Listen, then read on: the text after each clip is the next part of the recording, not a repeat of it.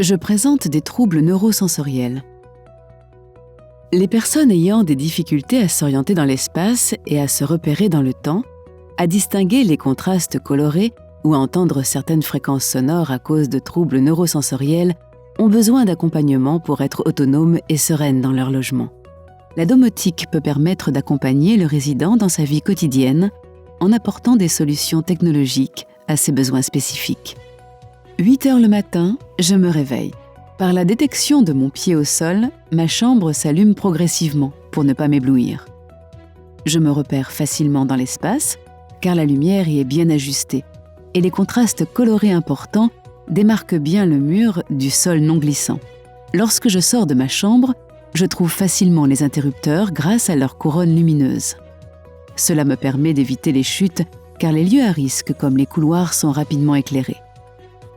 Avec un équipement plus évolué, je peux être réveillé en douceur grâce à un gestionnaire de scénario. Automatiquement, le thermostat remonte la température autour de 19 degrés et la lumière augmente progressivement pour simuler le lever du jour à l'heure du réveil préalablement programmée. Le gestionnaire ajuste les volets et les lumières intérieures en fonction de la luminosité extérieure et détecte ma présence dès mon arrivée dans le couloir. Pour pallier au problème de perte de repères dans le temps, une horloge sonne au moment des repas. Avec un système plus évolué, je peux programmer des annonces spécifiques en fonction des heures. Pour garder le contact avec ma famille et mes amis, je peux utiliser le téléphone car il est équipé de grosses touches faciles à identifier, le rendant simple à manipuler. Pour aller plus loin, le contrôle vocal permet non seulement de commander l'appel d'un contact de mon répertoire, mais il permet également de décrocher facilement et rapidement lorsque je suis dans la pièce sans avoir besoin de le saisir. Il est l'heure de manger. Je me prépare le repas à la cuisine.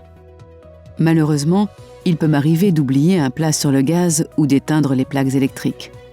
En débordant, le plat peut éteindre la flamme et laisser le gaz s'échapper, risquant ainsi de faire exploser la maison.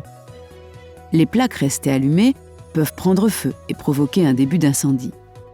Avec un robinet à obturateur de gaz, l'alimentation se coupe automatiquement quand la flamme s'éteint. Les plaques électriques s'éteignent elles aussi en cas d'oubli. Néanmoins, si un incendie se déclare dans la maison, les différents détecteurs de fumée me préviennent rapidement. La nuit est tombée. Après m'être préparée dans la salle de bain, je vais me coucher. Comme j'ai des problèmes d'audition, il m'arrive de ne pas entendre la radio et la télévision et d'oublier de les éteindre. Le système interne de la maison détecte le passage en mode nuit et éteint les appareils restés allumés.